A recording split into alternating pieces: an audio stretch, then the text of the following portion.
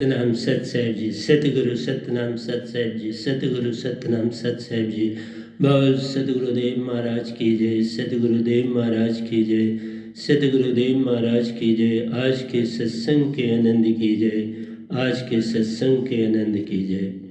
तो मैं सभी ब्रह्मांड के हंसों को, निजधाम के परमहंसों को, निजधाम के सतपुरुष जी के चरणों में मेरा कोटि कोटि प्रणाम है।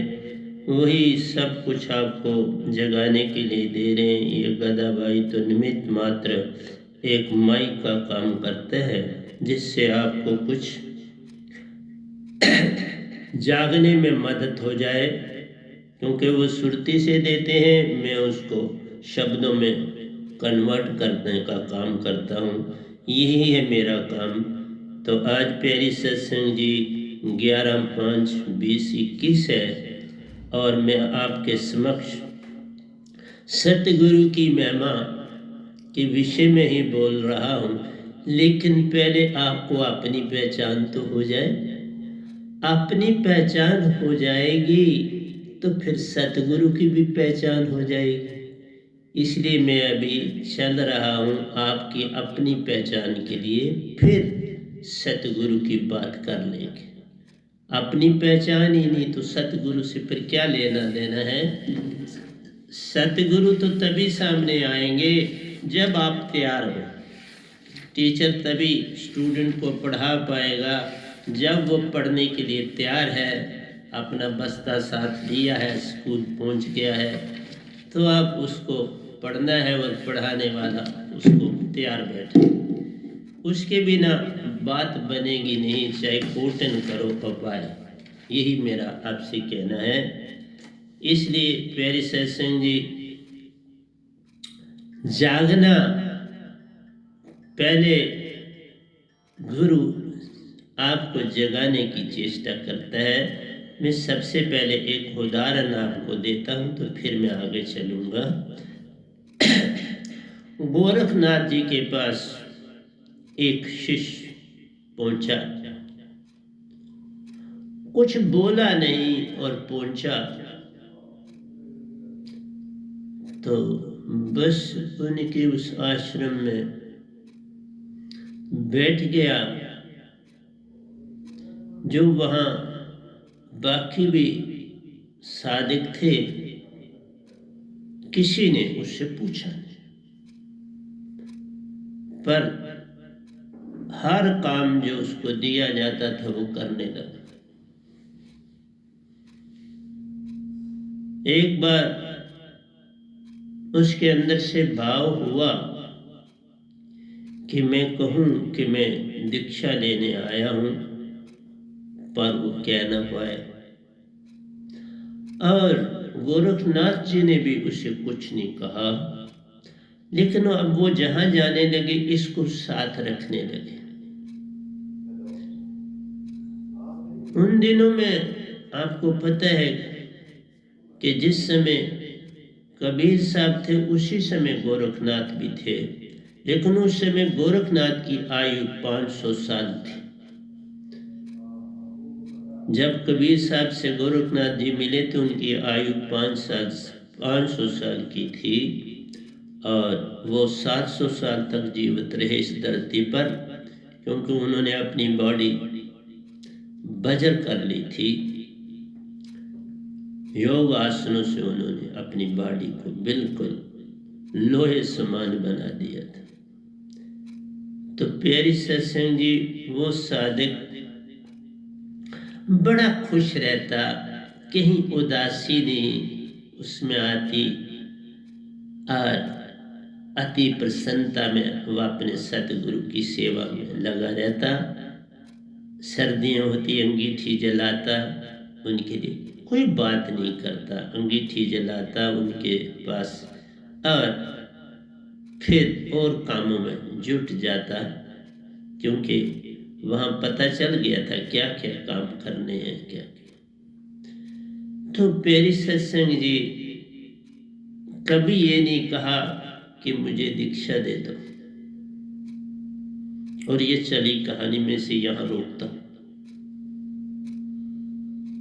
सबसे पहला काम जो संसार में भक्ति की दुनिया में पैदा होता है, मैं आपको अपनी बात भी एक सुना दूं, फिर बातें करता जाऊंगा। आज शायद 1.5 घंटा लग जाए मुझे बोलने में। तो अपनी बात मेरी ये रही बचपन से कि मैं कभी कोई चीज किसी से पूछता नहीं था, कभी भी। न माँ से कुछ पूछता था, न फादर साहब से कुछ पूछता था, न बड़े भाई साहब से कुछ पूछता था, न कहता था, चुप रहता था। चुप ही मेरा सबसे बड़ा काम था। अगर मैं खेलने के लिए भी शाम के साथ समय और बच्चों के साथ खेलने निकलता था, अपनी ड्यूटी देता था। और कई बार ऐसा होता था कि सभी बच्चे चले गए और मैं अभी उस गली में हूँ। आया, पता था ये मेरा बिस्तर है और वहाँ माँ ने बिछाया होता था, मैं सो जाता था, कोई बातचीत नहीं। फिर मेरा आगे जीवन शुरू हुआ। जैसे मैंने बोला था कि मैंने अब काम शुरू किया। पहले कुछ सब्जी का, वो तो मैं छोटा था तो वो चली ही नहीं बात, चुप्पी ही में रहता था। सब्जी रख के बैठा था, कुछ नहीं बोलता था किसी को, ले लो क्या करो, नहीं था। और लोग भी बच्चा जान के कोई लेते नहीं, वो कहते थे बड़ा नहीं है तो ये छोटा भी बैठा होगा, थोड़ा देखभाल के लिए तो आ जाएगा बड़ा। तो बड़ा तो कोई आता नहीं था, मैं ही होता था। तो 2-4 दिन के बाद उसको बंद करना पड़ा काम को। फिर मैंने आपको बोला था कि मैंने टिक्कियाँ बेची, तो वहां पर भी मेरा काम चुप्पी था, कुछ बोलता नहीं था, अपनी टिक्कियों का काम किया। बाकी भी और भी ऐसे थे, लेकिन वो जो बाकी टिक्कियाँ बेचने वाले थे वो मेरे से बड़े थे, मैं ही वहाँ छोटा था। मेल मिलाप होता रहता था, देखभाल होती थी इसकी, लेकिन हमारा ज़्यादातर बस अड्डों पर और सतवारी में आर्मी के ट्रकों पर जब वो अपनी फैमिलियों की तरफ छुट्टियों के लिए निकलते थे तो वहाँ पर जाते थे।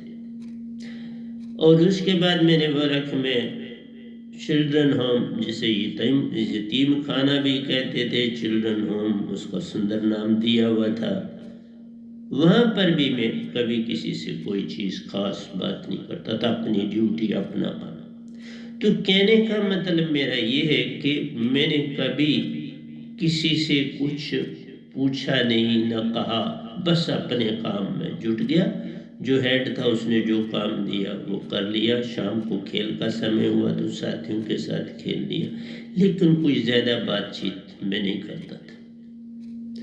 लेकिन किसी की चीज़ भी नहीं सीखता था, मैं वही करता था जो मेरे अंदर से उभरती थी, तो वो मैं करता था। मेरे अंदर जैसे उभरी कि वहाँ देखा कि वो रेसलिंग का भी बना हुआ है पूरा यूनिट, तो अंदर से आवाज़ आई, तू इसमें कूद जा।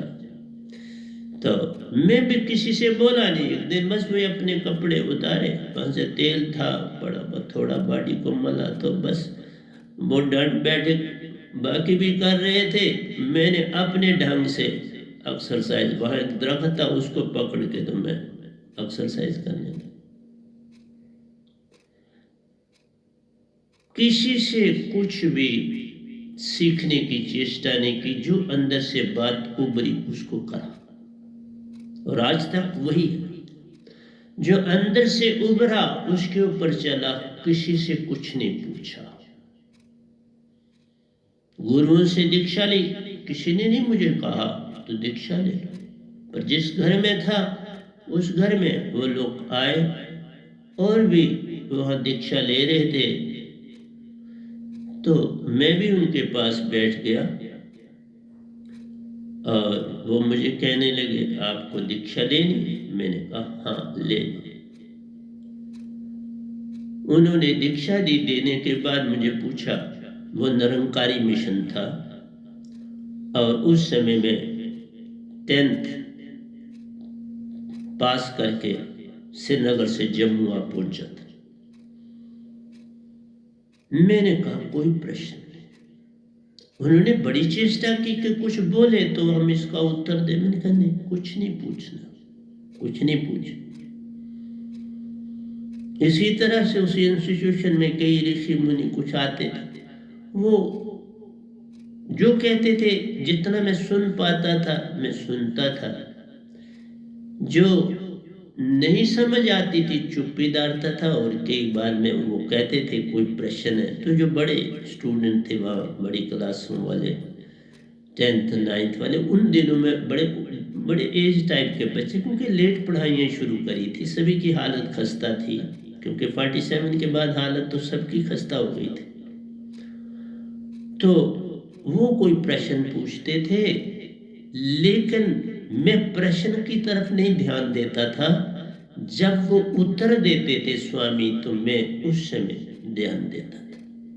प्रश्न को नहीं मैं सुनता था, उत्तर को सुनता था।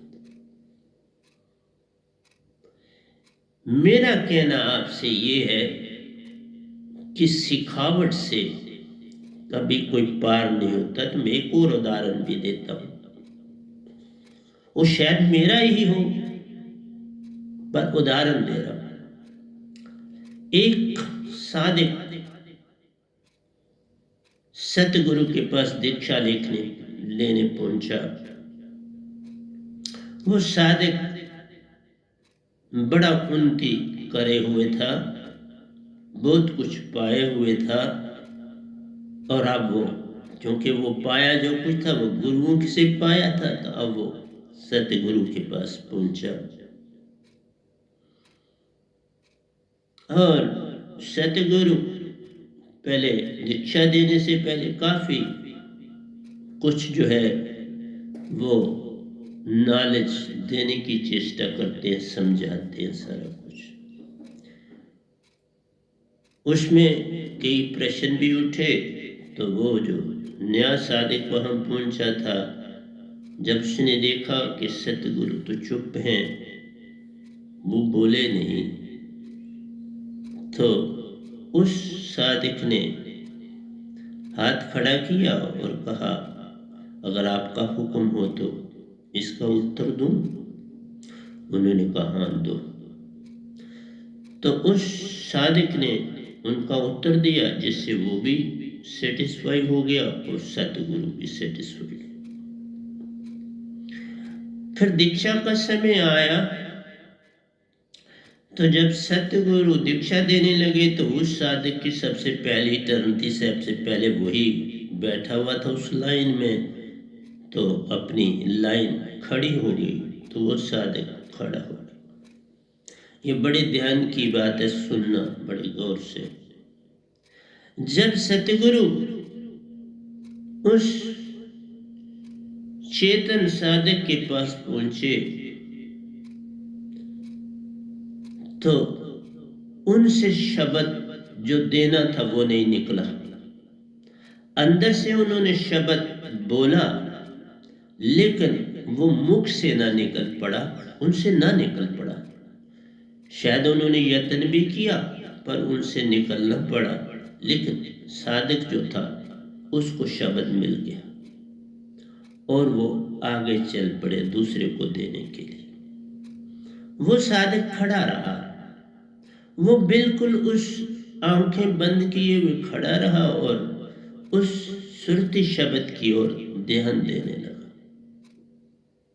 मैं ये आपको तब बातें बता रहा हूं कि क्या तुम दीक्षा लेने के योग हो?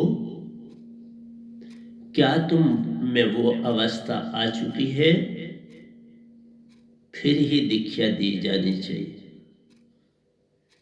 ये सरबंद ये नहीं कि कानों में कुछ दे दिया।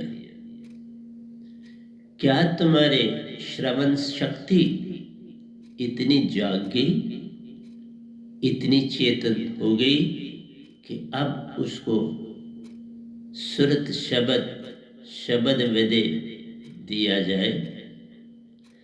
क्योंकि अब सुनना ध्यान से, श्रवण का अर्थ क्या है? आपने देखा होगा कि दरिया जब बहता है तो वहाँ क्या चीज़ घटती है? एक जगह पानी ऊपर चढ़ता है और एक जगह नीचे आता है। ऊपर चढ़ता है, नीचे जाता है।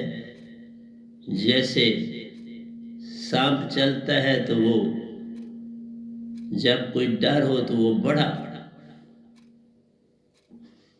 पलेठी मार के चलता बड़ा तेजी से। तो पानी भी जो है वो क्रस्ट एंड ट्रफ बनाता हुआ चलता है। सिर्फ पानी ऐसे नहीं चलता है, जो पवन है ये भी कंप्रेशन एंड रेरिफेक्शन होता है। इसका जुड़ती है फिर फैलती है, फिर जुड़ती है फिर फैलती है। ये कंप्रेशन एंड रेरिफेक्शन के प्रिंसिपल पर पवन चलती। इसलिए जब हम बोलते हैं तो जो पहली लेयर है वो कंप्रेस होती है, फिर आगे वो रेरिफाइड होती है, फिर कंप्रेस। ये प्रोसेस चलती है चलने की। बीच में कोई अड़चन आ जाए, कोई दीवार आ जाए, कुछ आ जाए तो वो डिवेट हो जाती है डिफरेंट डायरेक्शन में, फिर प्रॉपर तरह से वो आवाज सुनाई नहीं देती, कम देती। जब आप श्रवण करते हो कोई बात सत्संग में या कहीं पे किसी भी, उसमें क्या चीज होती है? उस श्रवण में बड़ी बाधाएं आती हैं। बाधाएं ये आती हैं कि एक तो वो जो बोल रहे हैं वो आप तक आ रहा है और आप भी अंदर से बोल रहे हैं जो बाहर जा रहा है। आप कैसे बोल रहे हैं?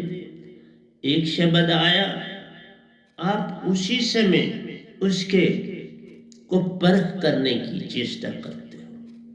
कोई भी, चाहे कितना आपका कोई फ्रेंड हो, कोई हो, आप एक शब्द सुनते हो, उस पर जो ही मनन किया तो जो उसने दूसरा शब्द बोला वो आपने नहीं सुना।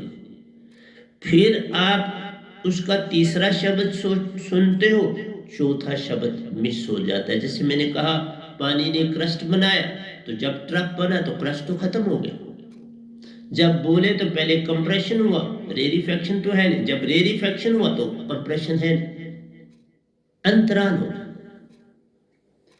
और ये अंतराल हर इंसान में होता है, कोई छोटा कोई बड़ा। जो बोध विचारों में रहता है, कहने का अभिप्राय है कि जब शुरू शुरू में बच्चा क्लास में जाता है तो जो टीचर बोलता है उसको 95 वर्ड तो समझ ही नहीं आते, उसका ध्यान ही नहीं जाता और 5 शब्द वो पकड़ता है। 5 भी बहुत, 5 छोटे नहीं है, बहुत है। इसी तरह से जब आप स्कूल में पढ़ते हो, आपका ध्यान कभी भी किसी भी स्टूडेंट का जो है पूर्ण तरह से टीचर की बात नहीं सुनता, लेकिन एक सुनता है जिसने बचपन में किसी से सिखावट न ली हो, अपने ढंग से चला। इसी तरह से कहते हैं कि एक बड़ी महान हस्ती हुई गुरचेफ, उनकी दादी जो थी वो काफी बुजुर्ग थी। तो गुरचेफ ने उनको बोला, दादी को, दादी आपके जीवन का बड़ा अनुभव होगा, आपने बहुत ऊंच नीच संसार में देखे होंगे, तो आप मुझे कोई ऐसी एक बात दे दें जिसको मैं अपने पास रख सकूं और चल सकूं। दादी ने एक बात कही, देख बेटा, जीवन में यही जो बात मैं आपसे कह रहा हूं, जीवन में किसी की बात मानकर उस पर पूरी तरह नहीं चलना, निरख परख के चल और अपनी अनूठी चाल से चलना, उसकी चाल से न चलना, उसका अनुग्रह नहीं करना। तो फिर दादी ने बोला, मैं ये तब मानू तूने मेरी बात समझी, मैं तुम्हारी परीक्षा लेना चाहती हूं। उन्होंने उसको उनके सराहने के पास कुछ छिले हुए बादाम पड़े थे, पानी से भिगोए हुए और आप छिले हुए, उनको शायद खाने के लिए दिए गए थे। 5 बादाम थे, मुझे अभी भी दिखाई दे रहे, क्योंकि मैं जब बोलता हूं मेरी आंख बंद होती और मैं वहां चला जाता। तो दादी ने उसको 3 बादाम दिए कि तुम इनको अपने अनूठे ढंग से मुझे खा के दिखाओ। गुरचीफ ने वो लिए बादाम और उनको देखा, वो 3 थे। उसने देखा एक छोटा है, एक मीडियम साइज का और एक बड़ा, तीनों बादाम डिफरेंट साइज के।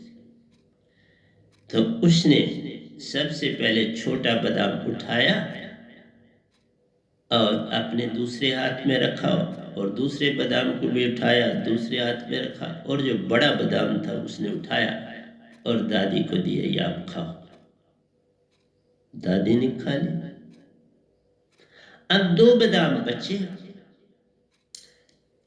उसने 2 बादाम में से जो सबसे बड़ा था वो लिया और आंख बंद करके दादी के सामने आराम से चेयर पर बैठ गया। और लगी थी चेयर उन्हीं के बेड के साथ ही, क्योंकि कोई भी आए तो बैठेगा कहाँ, तो उस चेयर पर बैठ गया, आंखें बंद करके बड़ी श्रद्धा पूर्वक दादी का ध्यान किया जिन्होंने दी थी, और वो बादाम खा गया। उसके बाद उन्होंने आंख खोल दी और खोल के दादी को देखने लगे और दूसरा बादाम खाने लगे। दादी को देखते जा रहे हैं और दादी उनको देख रही है और वो बादाम खा रहे। जब खा चुके तो दादी को प्रणाम किया, तो बोले, अब मैं जाऊं? कुछ ये नहीं पूछा मैंने।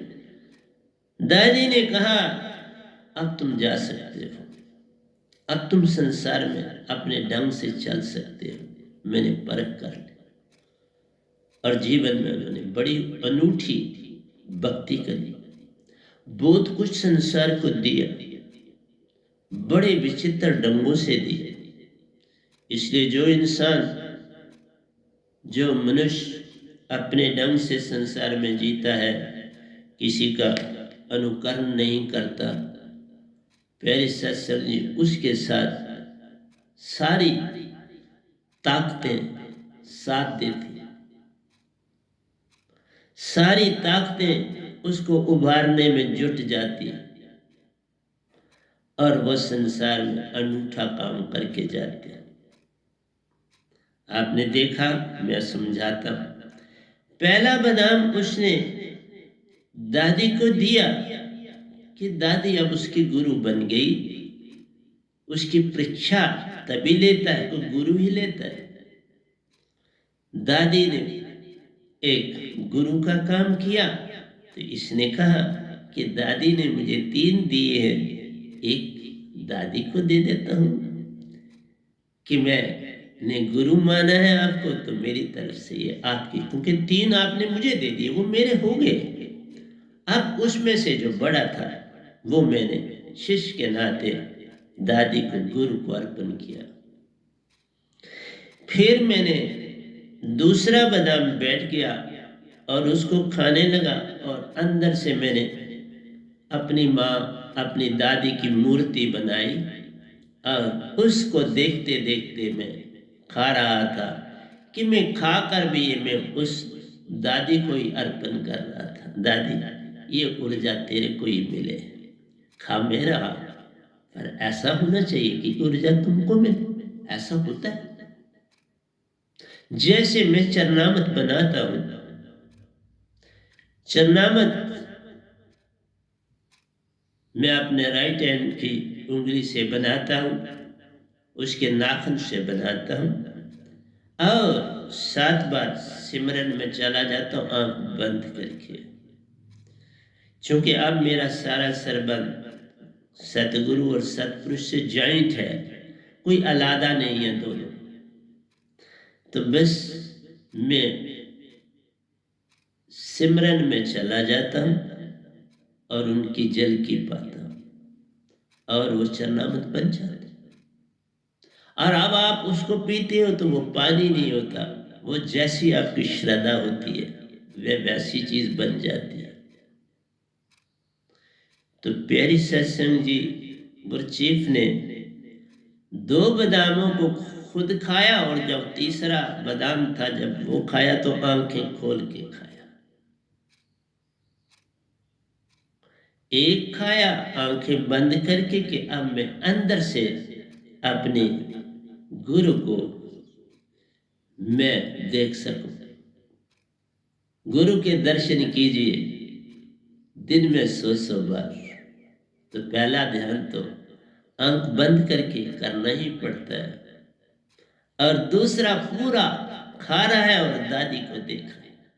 अब गुरु अंदर के तल तक समा गई, पूरा अंदर वो रूप रस गया। अब चला, अब उसने रूप ऐसा बना लिया दादी का कि ये अब कभी मिटने वाला नहीं। सुरती के दंड से गेर मन पवन को फिर उल्टा चले, दर और अदर में ध्यान लगावे के कबीर सो संत हुआ, बोर न जग में आवे। पूर्ण मोक्ष को पा गया, अब बोर जग में ना आवे। पूर्ण मोक्ष पा जाता है ऐसा इंसान। तुम्हारी एक चाल से सब कुछ सामने आ जाता है। तुम्हारे एक शब्द से, कहते हैं इंग्लिश में they speak a word and I will tell what you are. एक शब्द से तुम्हारी पहचान होती है, एक परीक्षा से तुम्हारे अंदर का सब कुछ पढ़ा जा सकता है। उस दादी ने पढ़ ली, बोला जा अब तुम संसार में मार नहीं खाओ, अब तुम्हें कोई पराजित नहीं कर सकता,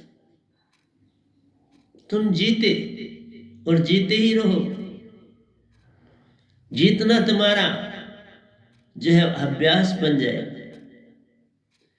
तो प्यारे सत्संग जी, ये संसार बड़ा विचित्र है। जो तुम फेंकोगे वही तुम्हें वापस मिले। मुझे एक सीन और याद आता है। राजौरी डिस्ट्रिक्ट में धराल एक बड़ी खुली जगह है, गांव ही समझ लीजिए, लेकिन उसकी 3 साइडों पर बिल्कुल पहाड़ियां, बड़ी अच्छी ऊंची पहाड़ी। वहां मैं गया तो वहां मैं सुबह के समय उन पहाड़ों को देखा और मैंने बड़े जोर से आवाज दी, जैसे कोई शब्द गाया। तो रुका उस शब्द को बोलने के बाद, तो वो तीनों पहाड़ियों से वो आवाज टकरा कर सीधी मेरे कानों के पर्दों से स्ट्राइक करी। गूंज उठा मेरा पूरा तन। जो तुम संसार की ओर फेंकते हो वो हजारों गुना बढ़ के तुम्हारी तरफ दौड़ता है। जैसे कई कुएं हैं, वहां लोग वो आता है, पानी आता रहता है। गाँव वालों ने अपने ही से बनाया हुआ था बेचारों ने, थोड़ा खोद खाद के, तो वहाँ लेडीज पानी भरती जगह, वो वहाँ पत्थर नीचे आ गए होते हैं तो बड़ा साफ है। तो आप देखें कि जो ही पानी आप भर लेते हो तो फिर उस जगह को भरने के लिए पानी अंदर से तेजी से आता है और उसको भर देता है। जब आप वहां पानी आगे ही चल रहे तो पानी आहिस्ता आ रहा है, क्योंकि वो जो आप पानी जिन जिन जगह से उनको पुश मारता है बैक, तो वो स्लो हो जाता है। तो इस तरह से चारों ओर से पानी बहता है। इसी तरह से जब तुम बोलते हो तो चारों ओर से तुम्हें वो ध्वनि वापस मिलती है। तो ये संसार अगर सीखना हो तो बहुत कुछ है यहाँ। ये तुम्हारे पर निर्भर है कि तुम इसे तुच्छ जानते हो या इसकी महानता भी जानते हो। मानो तो बड़ी महानता है, न मानो तो तुच्छ है। ये जग सपना है, फिर है तो असलियत में सपना, लेकिन कई लोग सपनों से भी बड़ा लाभ ले लेते हैं, सपनों से भी बड़ा कुछ सीख लेते हैं बाबा, और उसका अनुकरण करते हैं। मैं इसलिए तुमसे कोई भी बात करने से पहले ऐसे नहीं कि फटाफट मैं आपको अगर चीज दूंगा तो वो आपके कानों तक नहीं ठहरती, भाग जाती। क्यों इतनी संगत, मैं इतने प्रवचन दे रहा हूं तो फिर नया ढूंढते, कारण क्या है? वो सीखते कुछ नहीं, बस सुन लेते हैं, और उस सुनने में जो थोड़ा सा उनको मजा आता है, कहीं नई चीज है तो वो मजा लेते हैं। अपने जीवन को नहीं बदलते। अगर जीवन को बदलना हो तो उस दादी की एक ही बात से, वो 3 बादाम देने से सारा संसार समझ आ गया। गुरचिफ 3 बादामों से बात बन गई। पर तुम्हें इतने सत्संग देने के बाद भी प्यास नहीं बुझी, अच्छी बात भी है। और ज्यादा पाने की लालसा है तो ये तो वही बात हो गई कि हमारी तृष्णा मिटती नहीं, भूख कभी मिटती नहीं, प्यास कभी जाती नहीं, सदा प्यासे रहते हैं, सदा भूखे रहते हैं, सदा अपने अंदर कुछ कम पाते हैं और फिर उसको भरने की चेष्टा में लग जाते हैं। लेकिन ये पैदा खाली रहता है बाबा, ये पैदा कभी भरा नहीं जाता। आशा तृष्णा सब घट व्यापक, कोई मैल न सुन। इन आशाओं तृष्णों से कोई भी पैदा भरा नहीं जाता। तुम लाख यत्न करो, जिसका पैदा ही नहीं तो वो भरा कैसे जाएगा? इसलिए जब तुम श्रवण करते हो प्यारी सत्संग जी, तो उसमें एक तो अपनी मिलावट साथ चल रही, तुम कोई चीज एक्सेप्ट कर रहे और बाकी छोड़ रहे। तुम सब अनुग्रह नहीं कर रहे, कुछ पा रहे हो, कुछ वापस कर रहे हो। और जब तुम वापस करते हो उस चीज को, तो जो वो आगे बात कहता है वो आप सुन नहीं पाते, वो छूट जाते। क्योंकि मैंने बोला क्रस्ट एंड ट्रफ जब बनती, क्रस्ट बनी तुमने सुनी, फिर ट्रफ बना। वहां पर तुम्हारा जब वो ट्रफ बना तो उसमें तुम्हारी निगेशन आ गई, फिर शब्द नहीं सुनी, फिर क्रस्ट बनेगा, शायद एक सुन। तभी कहा कि शुरू में एक बच्चा जब क्लास में जाता है तो वो 100 में से 5 शब्द ही सीख पाता है। उसके अंदर कई विचार चलते हैं, अपने उस्ताद की शक्ल देख रहा है, उसके वस्त्रों को देख रहा है, उसके बालों के स्टाइल को देख रहा है, उसके जूतों को देख रहा है, उसकी सफाई को देख रहा है, उसके बोलने के ढंग। तो सारी चीजें इकट्ठी कैसे चले? और कभी अंदर बैठे बैठे तुम गुम हो जाए तो कहीं और चले जाते। जैसे संगत में आ गए, कई सो ही जाते हैं, पाना क्या है, सो ही जाते हैं, श्रवण क्या करना है, सो ही जाते हैं। इसलिए तुम उन जगहों को जो तुम नहीं सुनते वो तुम अपने अंदर से भरते हो, और जब वही संदेश तुम किसी को सुनाते वो और उसमें बढ़ता है। जब वापस उसी आदमी को बात पहुंचती है तो उसमें मिलावट ही मिलावट होती है। वो कहते ये तो मैंने कहा ही नहीं, और बात सच है। ये कहने वाला कहता ये कहा उसने, लेकिन ये भूल जाता है कि मैंने इसमें बड़ा ऐड किया, और फिर जिसको सुनाया उसने बड़ा ऐड किया, और फिर जिसने उसको जो वही जिसने सुना था बोला था उसको सुनाया और ऐड। अब उसमें 10 वर्ड ही रह गए जो उसने कहे थे, 90 तो जोड़े गए। वो कैसे माने कि ये सत्य है? सत्य तो झूठ हो गया। इसलिए श्रवण करना अति कठिन काम, क्योंकि बोलने वाले की तो एक स्पीड है, वो बोलेगा। इसलिए ये जो सत्संग होते हैं जब ये YouTube में डालते तो आप बार बार सुन सकते हो, और उस बार बार सुनने से ही तुम्हें पहले 10 वर्ड पकड़े, फिर 10 के बाद और जुड़े, 20 पकड़े, फिर और पढ़े, 30 जुड़े, फिर कहते हैं अब नहीं, अब मैं सुनूंगा। फिर कभी आप 1 महीने के बाद जब फिर लगाते हो तो कहते इसमें तो और चीज, फिर कभी सुनते हो तो कहते इसमें और चीज। यही सीखना है। तो मैं गोरखनाथ जी से चला था। देखो जब कोई चीज देनी होती है तो उसके सारे पहलुओं को देना पड़ता है।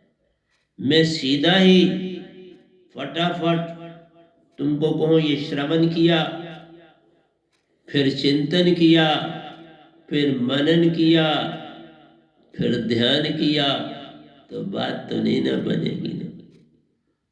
अभी श्रवण ही नहीं आया तो चिंतन की बात कैसे होगी? ये लड़ाई झगड़े क्यों हो जाते हैं? जब 2 आदमी आपस में बातें करते हैं तो मैक्सिमम लड़ाई हो जाती है।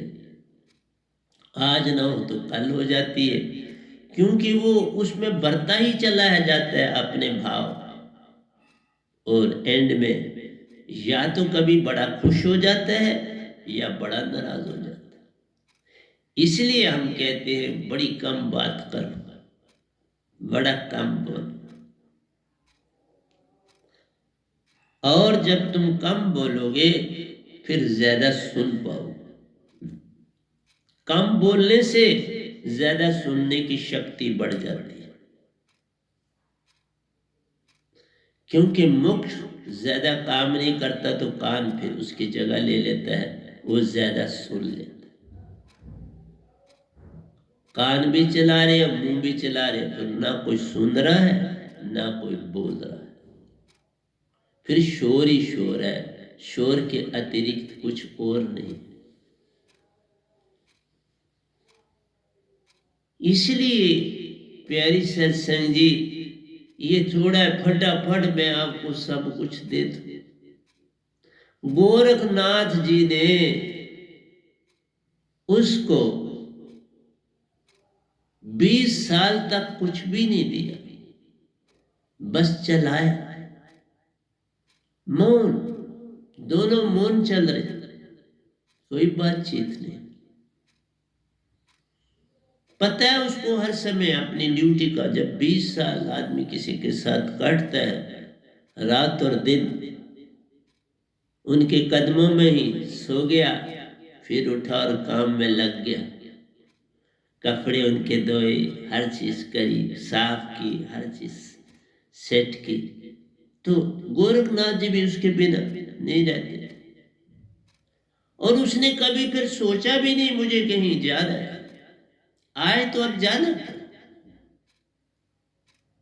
जब दीक्षा पाई तो फिर उसके अतिरिक्त कुछ पाना क्या? लेकिन ये संसार बड़ा विचित्र है। दीक्षा को तो बस एक किनारे रखता है, बाकी सारे काम में व्यस्त रहता है। दीक्षा तो एक बहाना है, हमने तो संसार चलाना है। दीक्षा एक दिखावा बन के रह जाता है। अगर दीक्षा दीक्षा हो तो फिर क्रांति आ जाती है। देख लो इस गधे बाई को, क्या कुछ निरंकार ने नहीं दिया, क्या कुछ सतपुरुष ने नहीं दिया। मृत्यु में भी दिखाई, लोक लोकांतर भी दिखाए, दासापन ऐसा सिखाया कि जिसकी कोई सीमा ही नहीं। अभी देखो सारे काम कर कर के, योगा कर कर के आपके समक्ष बैठा है, और यही बोलते हुए अगर मैं बोलूंगा तो यही जो मैंने आपको बताया है, कम से कम 10 सत्संग लगे। क्योंकि तुम्हारे अंदर जगह बनाने मैं उस तरह से सिखाना चाहता हूं जैसे इलेक्ट्रॉन, प्रोटॉन और न्यूट्रॉन सत रज तम है। ये जो इलेक्ट्रॉन है इनकी बड़ी विशेषता है, और प्रोटॉन की भी बड़ी विशेषता है, और न्यूट्रॉन की अपनी जगह विशेषता है। ये प्रोटॉन और इलेक्ट्रॉन बराबर बराबर, एक पॉजिटिव बराबर लेता है और दूसरा नेगेटिव बराबर लेता है। और न्यूट्रॉन क्या काम करता है? वो कहता है बाबा तुम बराबर बराबर ले लो, जो बच जाए वो मैं भी ले लूंगा। बराबर तो वो भी लेता है, लेकिन जो बच जाता है, एक्सेस होता है, वो न्यूट्रॉन लेता है। और वो न्यूट्रॉन, वो जो दोनों पॉजिटिव और नेगेटिव है, उनकी एनर्जी एक दूसरे को पुल करती रहती है बराबर अपने डिस्टेंस पर, और वो इलेक्ट्रॉन बांट के अपने अपने ऑर्बिट बनाते हैं न्यूक्लियस के आगे पीछे। पहला ऑर्बिट होता है तो उसका फार्मूला रख दिया ना 2n², वह n means number of orbits. जैसे पहले ऑर्बिट में इलेक्ट्रॉन घूम रहे हैं तो n की कीमत 1 होगी, 1 का होल स्क्वायर 1 है, 2 से मल्टीप्लाई किया तो 2। तो फर्स्ट ऑर्बिट में 2 इलेक्ट्रॉन स्टेबल बन गए।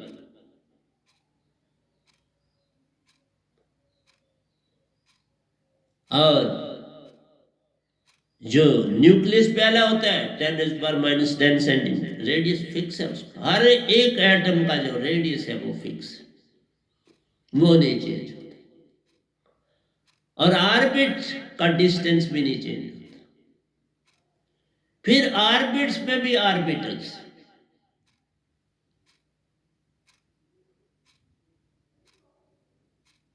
तो साइंस जिस तरह से सारी खोजें बिल्कुल अपनी अपनी जगह चीज को रखती है, भक्ति भी हर चीज को अपनी अपनी जगह पर रखती है। हैफाजत कुछ भी नहीं है संसार में। और जबकि भक्ति बिल्कुल वैसे ही है जैसे साइंस है। इसलिए जो साइंस का की नॉलेज रखने वाला जो है वो अध्यात्म को बड़ी अच्छी तरह समझेगा और समझा भी पाए। अगर आपके पास नेगेटिव ताकत है तो पॉजिटिव होनी आवश्यक है। जैसे एटम में स्टेबल है, वो अपनी अपनी जगह पॉजिटिव और नेगेटिव को वो न्यूट्रलाइज करके बैठे। 7 पॉजिटिव 10 पॉजिटिव है तो 10 नेगेटिव, कोई डिस्टर्बेंस। बढ़ गया तो मैंने बोला न्यूट्रॉन न्यूट्रल रहता है, वो पार्टिसिपेट नहीं करता। दोनों के साथ ज्यादा हो तो ज्यादा ले लेता है, अगर उस ज्यादा को वो संभाल के रखता है। जैसे घर की बुढ़िया हर चीज को संभाल के रखती, जो ज्यादा हो वो संभाल लेती, जो खर्चा करना है वो चलाती, बाकी को संभाल ले। न्यूट्रॉन न्यूट्रल का काम करता है। तो मैं इस पे भी पूरा आऊंगा। कभी मैंने आपको थोड़ा सा हिंट दिया था, मैं आपको इसको जोड़ूंगा।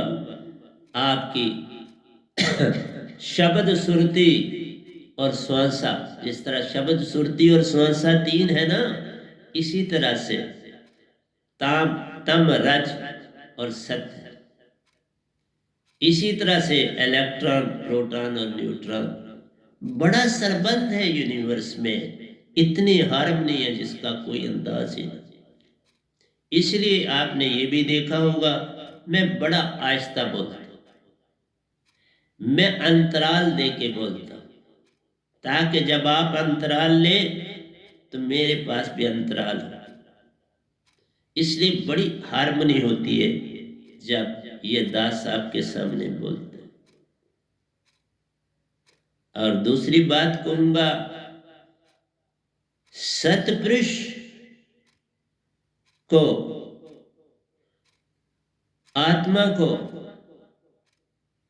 हम जब पूरी तरह समझ पाएंगे तो बात बनेगी। वो कितना भी पास है सतपुरुष, लेकिन वो वह तत्व।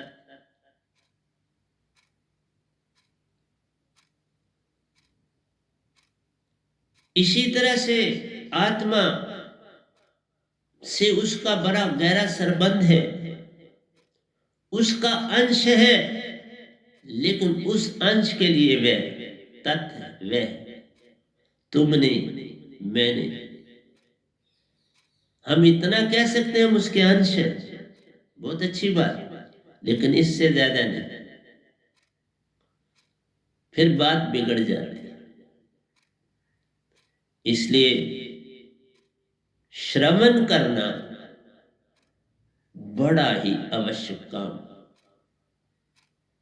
इसलिए बोला बड़ा कम सुन, बड़ा कम बोलो, ताकि वो जितना तुम बड़ा कम सुनो वो पूरा तरह से बैठ जाएगा।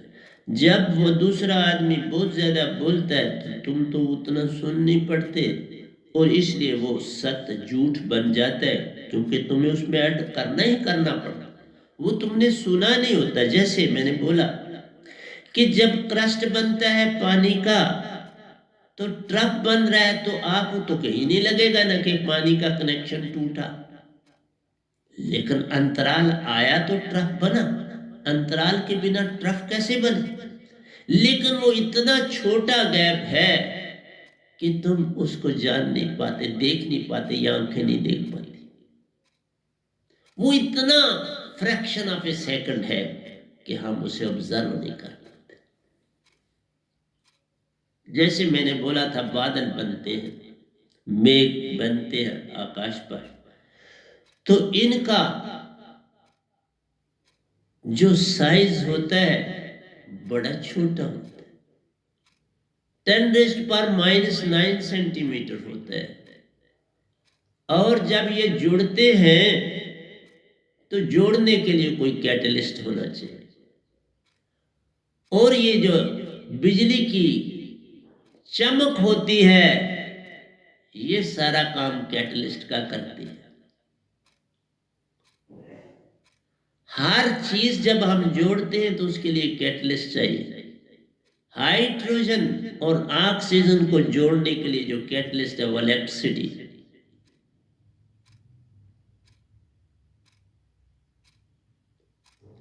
ये उसको जोड़ती है। इसलिए अगर आपको ऑक्सीजन और हाइड्रोजन वाटर से बनाना है तो भी इलेक्ट्रिसिटी की का इस्तेमाल करना पड़ता है। 2 ट्यूब्स लेनी पड़ती हैं, इलेक्ट्रोड्स बनाने पड़ते हैं, और इलेक्ट्रिसिटी पानी से हम पास करते हैं और उसमें थोड़ा सा एसिड डालते हैं, तो वो दोनों हाइड्रोजन और ऑक्सीजन स्लाइड सा फ्रैक्शन सा ना भी डालो कोई बात नहीं, तो वो हाइड्रोजन और ऑक्सीजन, क्योंकि H2O बनाना है, 2 parts of hydrogen and 1 part of oxygen, तो पानी बन जाए। तो ये बिजली की कौन जो है, उन जो छोटे ड्रॉप्स हैं 10⁻⁹ सेंटीमीटर वाले, इनको जोड़ती है तो इनका साइज 10⁻⁷ सेंटीमीटर हो जाता है। इसलिए जब ये ड्रॉप बनता है तो इनका जो आपस में जोड़ का डिस्टेंस होता है वो 10⁻⁻7 सेंटीमीटर। कोई भी चीज जब जोड़नी है या तोड़नी है तो कैटलिस्ट चाहिए, उसके बिना नहीं। इसी तरह से जब तुम जो बोलते हो और सुनते हो तो जो तुम आपस बीच में कैटलिस्ट बनाते हो वहां पर ताना टूटता है और तुम्हें नहीं पता चलता। और वहां अपने आप जब तुम लिखते हो उसी को कन्वर्ट कर उसमें तुम ऐड कर और ऐड हो जाता। कई लोग शॉर्ट हैंड लिखते हैं, दूसरा बोले शॉर्ट, वो पूरा कन्वर्ट कर लेते हैं तो वो सुनने वाला जो फिर उसको फिर पढ़ता है जिसने बोला बिल्कुल ठीक है। अब उसको भी नहीं पता रहता मैंने क्या बोला था, उसको मेन अंतराल वाली चीजें उसको भी पता, और वो जो भर दिया उसने उसको भी लगता है ये बिल्कुल ठीक है क्योंकि उसको प्रैक्टिस हो चुकी कि हम क्या भरना, तो भरा जाता है।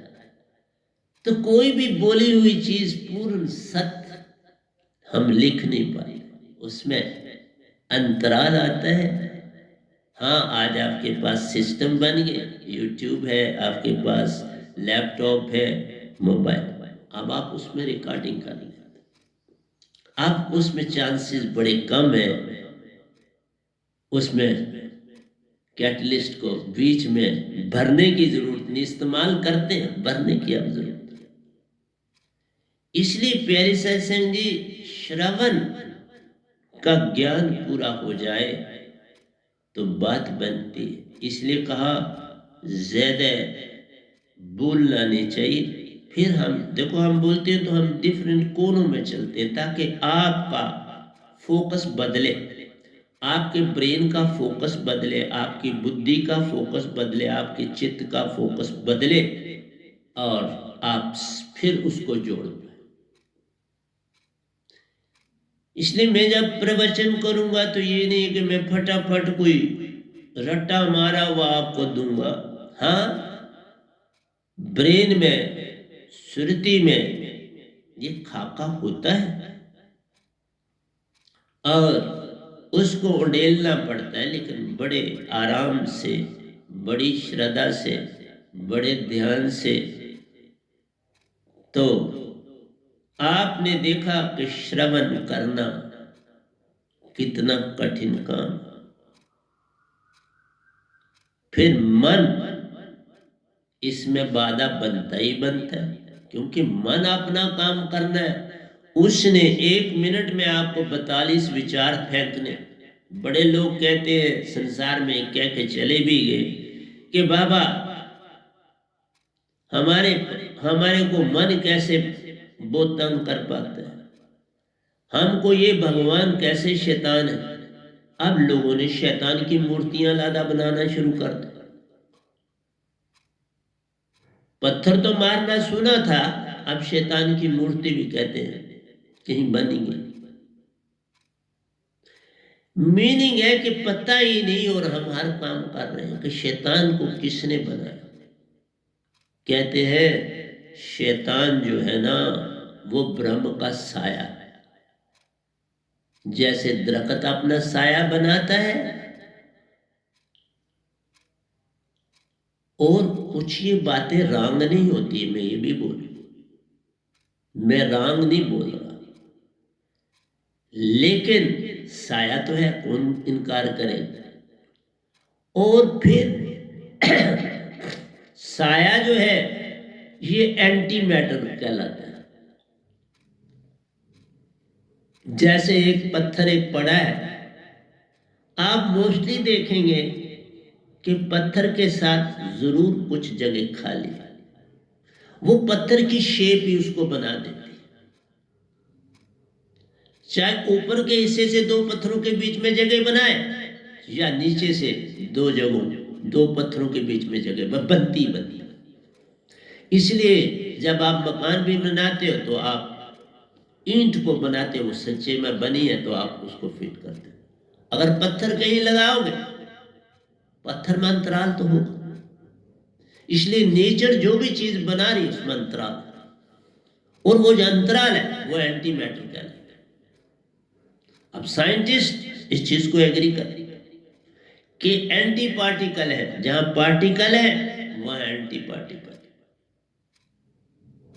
जैसे इलेक्ट्रॉन, प्रोटॉन और न्यूट्रॉन है तो वहां मेसॉन्स भी, न्यूरॉन्स भी, पॉजिटिव है, नेगेटिव है और जीरो चार्ज भी कैरी है।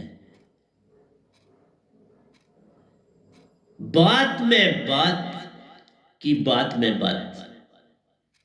जैसे आप प्याज का छिलका एक खोल उतारा, खाली, दूसरा खोल उतारा, फिर खाली, तीसरा, उतारते जाओ खोल और एंड में खाली का खाली। ये जो बीच में अंतराल है एक छिलके के से दूसरे छिलके का, ये एंटी पार्टिकल, और वो बहुत सुंदर काम था। तो इसलिए प्यारी सत्संग जी, अब घड़ी मुझे परमिशन नहीं दे रही, लेकिन मैंने कहा ये हमने टॉपिक शुरू किया है, इसी को आगे चलाएंगे, क्योंकि गुरु तक तुम्हें पहचाना है और सतगुरु से मिलवाना है। सतगुरु से मिलना ही मौत, सतगुरु से मिलना ही मोक्ष, सतगुरु से मिलना ही सतपुरुष का मिलाप। ये सब बातें तब होती हैं जब तुम आहिस्ता आहिस्ता ये सब समझ जाओ। और ये मैं नहीं बोलता, मेरा सतपुरुष और निज धाम की महान हस्तियां सारी बोल रही है। अब मैं मौन हूं और वो बोल रही। इसलिए प्यारी सत्संग जी, प्यार से कहिए सतगुरु सतनाम सत साहिब जी, सतगुरु सतनाम सत साहिब जी, सतगुरु सतनाम सत साहिब जी। बोल सतगुरुदेव महाराज की जय, सतगुरुदेव महाराज की जय, सतगुरुदेव महाराज की जय। आज के सत्संग के आनंद की जय, आज के सत्संग के आनंद की जय, आज के सत्संग के आनंद।